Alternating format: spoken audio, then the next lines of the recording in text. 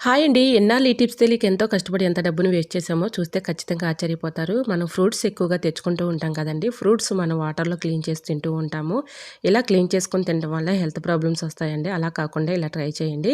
ఇలా ద్రాక్ష కానీ, దానిమ్మలు కానీ, యాపిల్ కానీ ఏవి తెచ్చుకున్నా కూడా ఇలా ట్రై చేయండి. ఎటువంటి హెల్త్ ప్రాబ్లమ్స్ రాకుండా ఉంటాయి. ఏదైనా ఒక బౌల్ తీసుకొని దానిలో కొంచెం హాట్ వాటర్‌ని తీసుకోవాలి. దీనిలో ఒక అర టీ స్పూన్ పసుపు, ఒక అర టీ స్పూన్ సాల్ట్ వేసేసుకొని ఇలా ఫ్రూట్స్ ఒక 5 మినిట్స్ అందులో ఉంచేసి తర్వాత మామూలు వాటర్‌తో క్లీన్ చేసుకొని తింటే ఎటువంటి హెల్త్ ప్రాబ్లమ్స్ అనేవి రాకుండా ఉంటాయండి.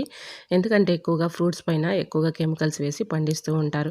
ఒకరి చేతుల్లో నుంచి మరొకరి చేతుల్లోకి వస్తూ ఉంటాయి కాబట్టి మనం అప్పుడప్పుడు ఈ విధంగా చక్కగా ఇలా క్లీన్ చేసుకోవటం వల్ల ఎటువంటి హెల్త్ ప్రాబ్లమ్స్ అనేవి రాకుండా ఉంటాయి. ఇంకా సెకండ్ టిప్‌ని తెలుసుకుందాం.